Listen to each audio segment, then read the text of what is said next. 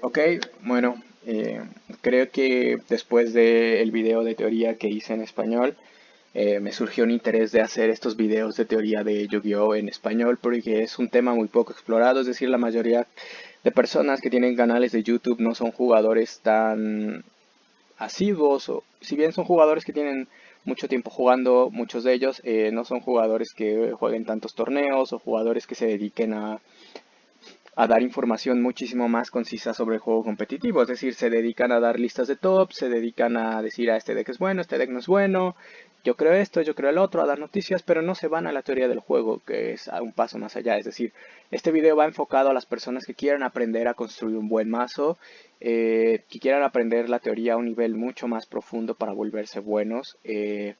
Así que bueno, esta serie de videos, porque no va a ser solo uno, va a darles un panorama más amplio de qué es lo que hace un mazo competitivo, qué no lo hace, cuáles son los roles, muchísimas cosas. Así que bueno, para este primer video lo que decidí es definir las categorías de cartas modernas. Es decir, cuando inició el juego, Konami nos dio su propia categorización, que son monstruos, magias, trampas, y bueno, cada una de esas categorías se dividía en magias de jugada rápida, magias normales, magias continuas, bueno, infinitas, continuas, las trampas infinitas igual, trampas de counter, monstruos de fusión, etcétera, etcétera, etcétera. Pero esa categoría ya no es muy aplicable al juego moderno porque justo cada una de las cartas tiene diferentes roles. Tenemos magias que son monstruos porque invocan monstruos o porque buscan monstruos. Tenemos monstruos que son magias porque remueven cosas del campo o tenemos trampas que son otras cosas. Así que esas categorías realmente ya no sirven. Trampas que son monstruos como el Shade Brigandine, por ejemplo, ¿no? Entonces esas categorías realmente ya no sirven para crear un mazo. Ya, por ejemplo, recuerdo que antes, cuando yo empecé a jugar, mucha gente se preocupaba por decir, no, pues es que tu deck debe tener como 20 monstruos, 10 magias, 10 12 magias y 8 o 10 trampas, ¿no? Y eso ya no funciona, eso no aplica. Literal, el juego ahora es bastante complejo. Así que vamos a definirlas. El primer grupo de cartas que quiero definir son las cartas de iniciadores o en inglés les dicen starters por si quieren buscar más información al respecto.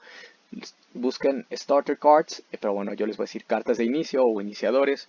Son cartas con las que inicias tus jugadas, literalmente, no tienen ninguna definición oculta ni nada complejo. Es decir, son cartas que quieres ver lo más pronto posible porque son las que te dan la pauta para iniciar tu juego. Es decir, por ejemplo, en este caso tenemos Armageddon Knight. Armageddon Knight fue uno de los mejores starters durante el 2018. Es decir, básicamente lo que hacías era invocar Armageddon Knight y luego veías cómo se quemaba el mundo. Tirabas el Destiny Hero Malicious, Malicious se removía, invocabas Isolde y luego veías el mundo arder. Si querías una casa nueva, Armageddon Knight. Si querías tirar la basura sin moverte de la cama, Armageddon Knight. Literal, cualquier combo, cualquier jugada que quisieras hacer con Armageddon Knight era definitivamente posible en ese momento. Por eso la carta se va a uno junto con su hermano Dark Greffer, que son básicamente iguales. De hecho, Dark Greffer es más poderoso porque Dark Greffer ahora también entraría en otra categoría de otra carta, pero bueno, vale. Ahora, para no confundirlos, lo retomo después. En el mismo sentido va Neo Space Connector, Tour Guide from the Underworld, Madosha Magellan, Madosha Angeli, Flufabea, Machina Gearframe, Pot of Extravagance y luego tenemos Course Atland o Unexpected Die. Son cartas que te van a ayudar a iniciar tus jugadas, no hay otra definición. Después la siguiente categoría son, en español no tienen un nombre, por eso es que me interesaba hacer estos videos porque no hay referencia, no hay bibliografía, es muy difícil encontrar este tipo de cosas en español, en inglés hay muchísimo, aunque últimamente está bastante reducido porque son cosas que a la gente no le interesan tanto, pero a mí me apasiona el juego competitivo y la teoría del juego, así que lo estoy retomando. Son cartas que yo les he denominado en español extensores. En inglés la palabra que ocupan es extenders. En este video lo vamos a definir como extensores. Son cartas que te permiten hacer jugadas adicionales a tus iniciadores, ¿vale? Son cartas que te permiten, no sé, si a tu iniciador le echan Effect Veiler, pues son cartas que te permiten seguir jugando. Si no tuvieras extensores, lo que pasa es que te echan Effect Veiler y acaban tu turno. Entonces esa es la definición. Ojo, estas categorías pueden variar muchísimo dependiendo del momento del juego, del mazo en particular que estemos tratando de analizar. Se las estoy dando en general para que lo apliquen a su propia baraja y vean cuál es el rol específico que esa carta está haciendo en su baraja en el qué momento específico.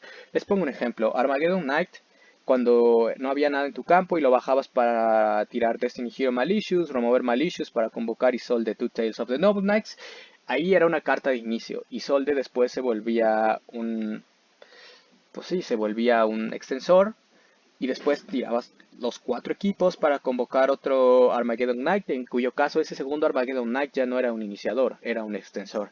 Entonces, ojo ahí, es como importante tener eso claro, que no todas las cartas se quedan en un rol estático. Por eso les digo, las definiciones de Konami de magia, trampa, monstruo realmente ya no sirven, así que vayamos a utilizar estas. En ese sentido, hay cartas como Reinforcement of the Army, Heritage of the Chalice, Elixir of Black Awakening, Pot of Desires o Máquina Reformations que pueden ser extensores o iniciadores. Es decir, por ejemplo, de Máquina Reformation puedes buscar un iniciador que es Máquina Gearframe y además un extensor como Máquina Irradiator.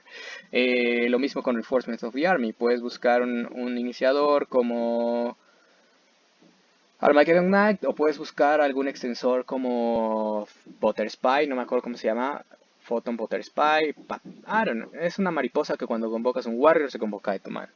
Heritage of the Chalice lo mismo, puedes buscar un iniciador como Noble Knight Drought o puedes buscar un extensor como Noble Knight Gawain o Noble Knight Posterin. Elixir of Black Awakening, ojo, este es un buen ejemplo, es un gran ejemplo. En el deck de Eldritch puro va a ser usualmente el rol que va a tener es el rol de un iniciador porque te pone al Golden Boy, que es el que te pone básicamente las cartas Golden Land buenas con sus efectos vivos. En un deck de zombies, donde literal te dediques a invocar zombies, va a ser un extensor porque te pone un zombie más en el campo para poder completar tus jugadas. Ojo, lo mismo pasa con el Pot of Desires, por ejemplo, en un deck de control como el Altergeist se vuelve un iniciador porque es lo que te ayuda a buscar cartas que te permitan tomar el control del juego, que es tu estrategia. Y en los decks de combo como Salamangreat o Combo Control, como Salamangreat se vuelve una carta que usualmente toma el rol de extensor porque te da más cartas para jugar o para completar tus jugadas. Entonces, ojo ahí. Bueno, después estos extensores se dividen en 3 clases, que son extensores superiores, extensores adicionales y extensores reactivos. Ahora les explico cada uno. Los extensores superiores son aquellos extensores que solo necesitas activarlos, que literal solamente dices juego mi carta y ya está. En ese sentido tenemos Phantom Knights of Shane Brigandine, tenemos Noble Knight Gawain, tenemos Magician Souls, tenemos los Dangers. Estas cartas literal solo necesitas hacer lo que dice la carta que hace para que sean un extensor. Por eso es que son extensores superiores, porque sus requerimientos son muy bajos o nulos. Así que hay extensores superiores como Dragon's Raven, que efectivamente tiene un costo, pero son costos de activación súper simples. Entonces tenemos 2 extensores adicionales. La diferencia con los extensores superiores es que estos extensores adicionales requieren que ya hayas hecho algunas jugadas previamente en el turno para que puedan cumplir su extensión de extensor. En ese sentido tenemos el Dragón Armado Oscuro, tenemos el Wood Flies Were Beast, tenemos el Black Luster Soldier, tenemos Six Samurai United o Spiral Gear Big Red. Estas literal necesita que tengas un Spiral abajo, que hayas convocado 2 Six Sams, que tengas un Luz un Dark abajo, que sea un Mill y que tengas 3 Darks abajo. Es decir, sí te pueden dar más jugadas, pero requieren que pasen otras situaciones. Y finalmente los extensores reactivos, estos usualmente tienen un componente defensivo asociados a ellos, porque son los que se juegan en el turno de tu oponente o requieren que tu oponente haga alguna acción específica. En ese sentido, Phantasm es un gran ejemplo, Máquina Overdrive es un gran ejemplo, Max es un ejemplo clásico, Abyss Sphere o Elixir of Scathless Sanguine son cartas que literal necesitan el turno de tu oponente o alguna interacción de tu oponente para darte más jugadas. En ese sentido, por eso es que son extensores reactivos, que dependen de una reacción. Después tenemos las cartas que se definen como bombas. Estas cartas, su uso ha variado con el tiempo porque cada año que pasa el juego se va haciendo más rápido, se va haciendo más complejo. Por ejemplo, Soul Charge en el 2014, sobre todo en... Sí, en el 2014 en general. es una carta que era muy difícil hacerla invocar 5 monstruos con ella en el primer turno. Por eso tenía como esta etiqueta de bomba. Es decir, si ahora ponemos el Soul Charge en 2020, si fuera legal, hipotéticamente hablando, sería un extensor adicional. Podría ser superior inclusive dependiendo del deck, pero sería adicional. Pero bueno, sería un extensor más que una bomba en particular. Entonces aquí tenemos Super Rejuvenation, Machine Duplication, Card Destruction y el ejemplo clásico que es Judgment Dragon. Son cartas tan poderosas que le pueden dar la vuelta al juego de arriba abajo simplemente por robarlas, pero que usualmente no son buenas en todos los escenarios del juego. Usualmente me refiero al inicio del juego, pero bueno, pueden ser muchos escenarios. Machine Duplication probablemente no sea bueno en el juego tardío o en el juego medio porque no vas a tener la pieza que lo combe, pero bueno, depende. Son cartas literal las bombas que te pueden ganar el juego y de la nada, pero que no son muy buenas en todos los escenarios del juego. Después tenemos la defensa, que son estas cartas defensivas que pueden ser reactivas o encadenables. La defensa reactiva es básicamente, como su nombre lo dice, es una defensa que tiene que reaccionar directamente a la amenaza. En este caso tenemos Ash Blossom, Ghost Bell, los Solemn Judgment, Solemn Warning y Bottomless Trap Hole. Es decir, vamos a poner un ejemplo clásico. Activan Pot of Desires y encadenas tu Ash Blossom en ese momento. Ahora activan Pot of Desires y el siguiente turno robas el Ash Blossom, pues realmente ya no puedes negar el Pot of Desires con ese Ash Blossom que acabas de robar. Otro ejemplo es el Stardust Dragon. Digamos que tu oponente convoca a Stardust Dragon y roba Solemn Warning, pues realmente no te va a servir ya de nada ese Solemn Warning porque la amenaza ya está en el campo. Para eso tenemos la defensa encadenable, que es la otra categoría. Y en esta categoría tenemos ejemplos como Compulsory Evacuation Device, Enemy Controller. Aquí puse otra copia de Máquina Overdrive porque puede convocar Máquina Citadel, que es un Raigeki, que es bueno antes y después del hecho porque es un efecto rápido. Tenemos Artifact Sanctum o tenemos Infinite Impermanence. Esta defensa encadenable usualmente es mucho más débil que la defensa reactiva, pero lo que sucede aquí es que pongamos otra vez el ejemplo de Stardust Dragon. Si robamos, nuestro oponente convoca Stardust Dragon y en vez de robar Solemn Warning, robamos Compulsory Evacuation Device. Aún así vamos a poder deshacernos de ese Stardust Dragon. Es decir, en muchos escenarios Solemn Warning va a ser mucho mejor, la mayoría de los escenarios, pero Compulsory a cambio de perder fuerza se vuelve una carta mucho más versátil. Entonces esa es la diferencia. Después tenemos cartas que reincrementan tu techo, en inglés le dicen ceiling.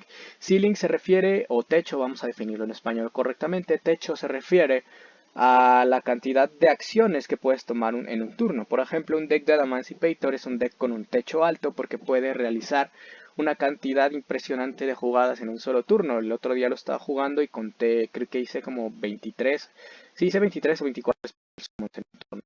Más allá de todas las magias que activé, etcétera, vean, eso se refiere a un techo alto. Por el contrario, un mazo con un techo bajo podría ser Altergeist.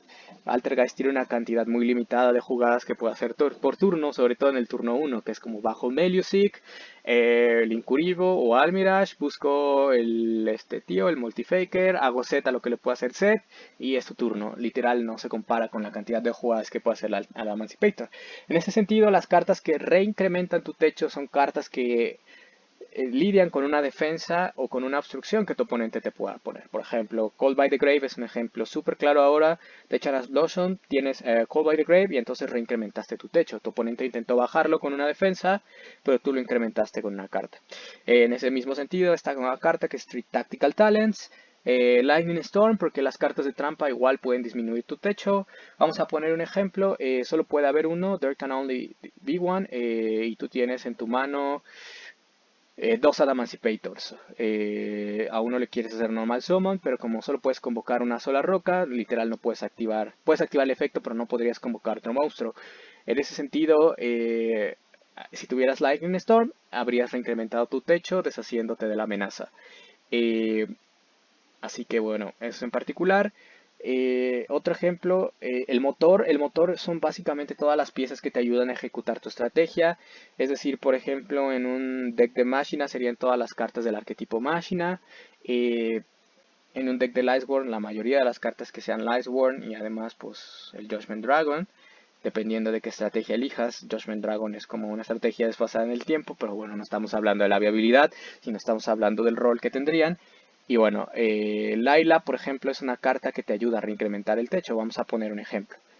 Eh, Tu oponente tiene esta carta de... ¿Cómo se llamaba? Esta carta que es una continua que cuando le haces su especial a un monstruo se va a defensa y niega efecto. Eh, Me parece que se llama Lose One Turn. Pierde un turno, Lose One Turn. Tienes una Lyle en tu mano, tu oponente tiene Lose One Turn y tú tienes Judgment Dragon en tu mano y los dos y los puedes bajar. Es decir, que tienes 4 más Livesworn de diferente nombre de tu cementerio. Si los convocaras, no serían una amenaza porque van a tener efecto negado y se van a ir a defensa. En cambio, si tienes a Layla, lo que haces es bajarla, destruir la trampa continua y entonces ahí reincrementaste tu techo, porque en ese momento tus dos Judgment Dragons se vuelven una amenaza que tu oponente tiene que responder. Y bueno, no todas las cartas que reincrementan tu techo tienen que negar, tienen que destruir, pero sí tienen que asegurarse de que una amenaza no te pase. Por ejemplo, Forbidden Lance es una carta bastante parecida a Call by the Grave. Obviamente Call by the Grave es mejor, pero bueno, es más o menos lo mismo, versión magias y trampas. Es decir, el mismo concepto, negaron algo que te dio más jugadas. Y finalmente la última categoría son requerimientos de motor. Estas en inglés se llaman Engine Requirements. Estas cosas básicamente son cosas que tienes que jugar, que son muy malas siempre, que usualmente no quieres robar, pero que tienes que jugar, porque bueno, tu motor te lo pide, tu condición de victoria, tu estrategia te lo piden. La carta más famosa en este sentido es Garnet, de hecho en la comunidad inglesa, en español no sé porque no veo mucho YouTube, ni siquiera en inglés o en español, pero sí que estoy en foros y estoy activo en Discord y tal. La gente se refiere a a los requerimientos de motor como Garnets, porque justo literal es la carta que inició ese término moderno. Es decir, para poder jugar Brilliant Fusion tú necesitabas poder jugar un Gem Knight. Se jugaba Garnet porque Garnet era el que más ataque tenía, en cuyo caso el peor de los escenarios lo robabas y bueno, al menos podías pegar o podías hacer algo. Y bueno, había otro, por ejemplo, que tenía 2000 de defensa que no te servía para nada. Entonces por eso se le acuña el término Garnet. Otro, Otro ejemplo es Oleon, que es el requerimiento para el motor de Fibrax, Scrap, Golem para el motor de Scrap Recycler, Aquadolphin para Neospace Connector, los equipos para Isolde. Entonces, eso se refiere. Entonces vamos a hacer un resumen ya para cerrar este video. La primera categoría son iniciadores, son cartas que inician tus jugadas, no hay nada pretencioso al respecto. Después tenemos los extensores son de 3 tipos. El primer tipo es superior, que tienen condiciones de activación muy sencilla, básicamente lees la carta. Si tiene algún costo sencillo como pagar vida, como destrudo o un descarte como barranco, se paga y ya está, pero no tienen mayor complicación en pagar ese coste. Después tenemos los extensores adicionales. Estos extensores sí que requieren que algo haya pasado antes para poder funcionar. Eh, Después tenemos los extensores no, condicionales, que son como Phantasme, este tipo de cartas que requieren llegar al turno de tu oponente o que tu oponente haga alguna acción en específico. Después tenemos las bombas, que son cartas que te pueden ganar el juego, aunque no son cartas realmente consistentes. Consistente se refiere a una carta que no es buena en todos los momentos del juego o en la mayoría de momentos del juego. Después tenemos la defensa, que puede ser reactiva o encadenable. La defensa reactiva tiene que ir directamente a la amenaza que quieres negar o remover del campo. Y la encadenable es mucho más débil, pero a cambio es mucho más versátil. Finalmente tenemos cartas que reincrementan tu techo, que son cartas que permiten pasar a través de las negaciones o destrucciones que pueda tener el oponente.